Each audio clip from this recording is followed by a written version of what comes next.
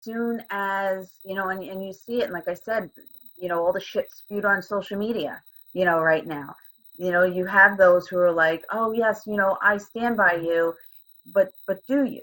And how? You still get the, oh, I'm not racist. I have black friends. I know black people. Like, come on, stop it. That's like, we get it, but there's real, deeply ingrained, embedded racism in this whole, generation. What do you do with that? What do you do to enlighten them? And I don't know if anybody can answer that, but how do I enlighten somebody who, is raised that way and sees absolutely nothing wrong with? I think, let me chime in real quick. The honest truth, to be honest, we're going to always fight for somebody to know, what we're going through, how we're going through things. We want them to see eye to eye with us. But to be honest, it starts with them. Right. Absolutely. Absolutely. As much as we fight, as much as we cry, as much as we freaking riot, protest, it might not change. And it's so hard because I look at it from a different point of view sometimes to be like, we might have to accept that, but I don't want to accept that. Right. Like, if this went on for hundreds and hundreds of years. Right. Different generation died out, and we're still going through the same thing. Mm-hmm.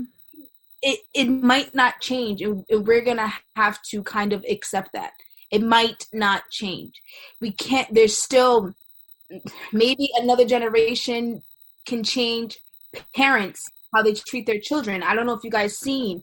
Lynn, I know you have younger boys, but Nickelodeon has made a statement on their commercial about George Floyd. Did you guys hear? I didn't. No. So let me educate you guys a little bit really quickly. So for 9 minutes, Nickelodeon's off the air, and the ad on Nickelodeon says, "I can't breathe," for 9 minutes. Some parents were outraged. That's where it starts when they're younger. For Nickelodeon to make a mess like that, I've never seen a kid television network never made a message like that. Mm-hmm. That's where it starts when you're younger. And yes, we're gonna always be reminded about what we're going through. How we're oppressed. The music we listen to, that's another influence. A lot of kids listen to a lot of Kendrick Lamar, a lot of J. Cole, a lot of so they're constantly reminded of, if you listen to like conscious rap, that's what I'm gonna call it, conscious rap, you'll get where this all happened, how we're oppressed, and like Kendrick had won, he's like, I think he won like a Pulitzer, I don't know how to say it, but he won an award for always speaking about us and what we're going through. But it definitely starts from the household to the parent to the kids. And if we can, I want change so bad, but it's just so much that we can fight, and it's so much that we can do, because we're yearning for them to understand, them meaning everybody. I'm not saying just white people. There's some black people that are against this too. It sounds crazy. Some black people are like, oh, like, against what's going on. I'm like, hello, like. No, I've seen that firsthand too. Or I'm not gonna front. Biracial people are like against it. Like, you are black too. Like, I understand, like, you might identify with more of your white side or more of this side, but we're all going through. So it's like it's really hard to force a change. Point blank, period. And I mean, I hate to be like a hippie about it, but hate has never changed anyone's mind. Rioting, I think Martin Luther King, I'm going to annihilate this, but he said something to the effect of, rioting is the sound of the voiceless, or something to that effect. The language of the unheard. The language of the unheard. And I think that's very true. But we're not, as he also said, we're not going to get there with hate. Like, we're going to get there with love. And a mind has never been changed with hate. A mind has always been changed with love. As families get more mixed, I think empathy grows to cultures and situations that families were never exposed to before. But I also think that this is a human rights issue. It really, at the end of the day, doesn't come down to race. A human being has been murdered, a human person. I would be just as morally defeated and upset if it were a white person or an Asian person or a person of any descent, no matter what they looked like or where they were from. To see a human being murdered, I don't understand how anyone could not be affected by that. And so I definitely think people have got their priorities wrong, and maybe we need to help people get their priorities right. People over dollars all day, every day. People over politics. People, period. And I think that we've lost that. May I? Yes, Alex. I've been listening for a while, and everything's nice and dandy, but you have to understand that people take stands on what they believe in, and they're comfortable with people that they're familiar with. We're not familiar. That's why we don't have a seat at the table. 436 years does that. And as far as people not being bothered, people aren't bothered. People weren't bothered until it was in face on their doorstep. That's why people aren't bothered. People still aren't bothered. You see more people who are more disturbed about the rioting and looting than they are about a black male being asphyxiated for 9+ minutes, because it's an inconvenience to them. We shouldn't have to try to reach out to people and say, hey, you need to listen. They don't want to listen. If they don't want to listen, you can't make them listen. They're the last of a dying breed, but unfortunately, they're the ones in power right now. You see somebody's press conference speech yesterday? Did they mention anything about love, loyalty, getting together, community? Not one damn minute. The man took a photo op in front of a church after he tear-gassed protesters. Give me a damn break. Our current climate is tone deaf. And we don't make it much better whenever we do riot or loot and make ourselves look ignorant to the public, because that's the pictures that they want. Anybody who's educated knows that most of the time these peaceful protests happen, you got Antifa or white supremacists making lies, mixing in with the crowd, breaking people's buildings, hurting people, harming people, and they're across the country, from Baltimore, Chicago, Los Angeles. Hell, J.R. Smith beat the brakes off of one of these bastards. Eyewitness reports, hell, last night in L.A., near Van Nuys. But nobody hears about that because that doesn't make the news. The change starts with us. We need to get better as a community and a society. We need to treat each other better. We need to act better and be better. And that's the only way that we're going to be perceived as better. Because the first thing they're going to say is that if you cared about yourselves, maybe we would care a little bit more. And one thing that we don't have that the Hispanic and the Asian communities have is unity. That's where it starts. As far as getting a place at the table, we need to be better in that retrospect as well. We have a lot of influence and we control the sports culture, but what do? We rag on each other. We degrade each other. And we try to say, oh, that's gay or that's not right. We need the LGBT community just as much as we need each other. Hispanic, African-American, Black. I register as Black. I don't know a damn thing about Africa. I wasn't born in Africa. Our ancestors from Africa. I'm Black. So you can call me an African-American, you already tuned me out. But with that being said, people need to get together to cause a worldwide change. If you look at Trafalgar Square in London, in Berlin, in Toronto, they're not playing those games. They didn't have problems with traffic, and they don't have the ignorance that America is caused to be. People are looking at us and they're laughing because everything's falling apart in less than 4 years' time. So another thing we need to do is get out and vote. Thank you, Alex. See, I knew I needed you to join the conversation tonight.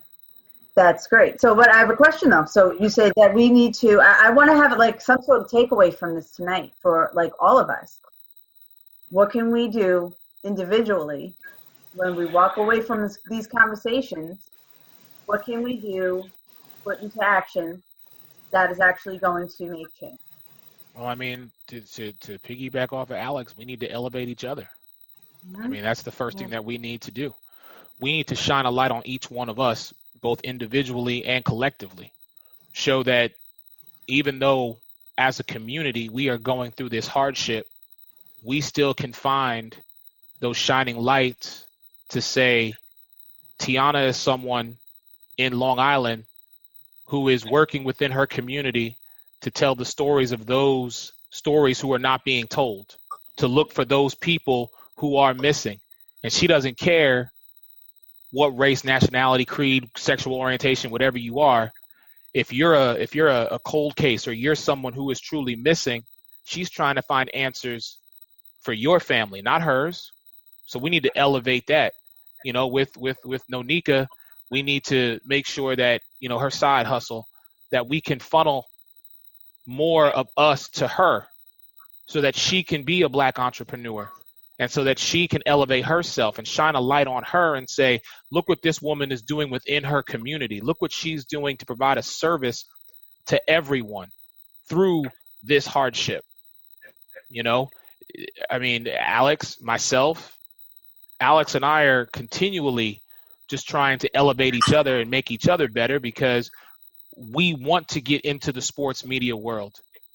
And we're networking with those people who are specifically in the National Association of Black Journalists, because we want to learn from them, so we can get ourselves out there on a more prominent level, and so we can continually tell the stories of these young Black athletes who, because of their struggle, because of their environment, they have to go to these Division II and NA 1A schools, but they're just as talented as these young men who are going to these prominent top 5 powerhouse college conference schools.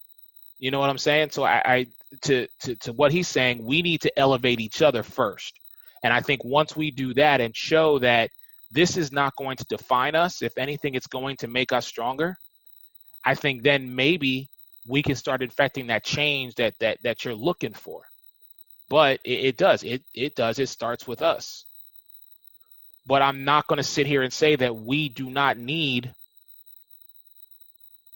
white people, Asian people, Hispanic people, whatever. We need everybody as well to shine that light. Anybody who is with us, I'll say it, and I've asked Lynn, I've asked you plenty of times. I said, look, could you just share my stuff? Could you just put it out there? Because you have a network that I don't have access to, and vice versa. Well, we have got, we've got to do it. That's my whole point. We've got to. I mean, I agree. I think, like you said, there's, the communities that are divided that need to, unite. But I think we're all in it together too, on some level. Yes. Right. Even though, like Alex, you missed the beginning of the conversation, and I said that there were, I had conversations the other day, with some people, and they're like, well, are you going to get on? You're white. Why are you going to get on and talk about it? Because I said, look, because this is everybody's problem. That's why. And I think it's very important that everybody has a voice, as long as it's not an ignorant opinion, I want to hear it. I can't even engage with the ignorance. I can't do it. I can engage with opinions that I might not agree with. Like mine. Listen, for the record, guys, I always win the arguments. Well, he lets me win. I know my place in this family tree. Trust me. So, but I will say, but I will say this: out of all the people in my entire past 10, 11 years that I've debated, I can honestly say the only person who has been able to stand toe to toe with me has been Linda. Alex is getting better, but I think Alex is pretty damn good. Oh no, Alex is great. Alex, like, let me talk for 2 seconds. And yeah. Yes. So total mic drop moment. Yeah. Hey, Alex. Thanks, Alex. Like this. I don't engage like this with people, and I feel like I want to do this more. I always engage on a one level, but in a group like this, to come to it educates me. If we to keep this conversation going is educating me, and it will educate others as well. I think that if it's something you guys wanted to do, and this is another thing, we talked about this too, and that once the riots stop and once the protesting stops and everybody shuts up again and it goes back to normal. So what can we do to continue that conversation? Yeah. Maybe use the platforms and, moving forward, do something, on a consistent basis. It doesn't have to be every week or something, but I would love to revisit this again and say, okay, at our last conversation, this is what we left off.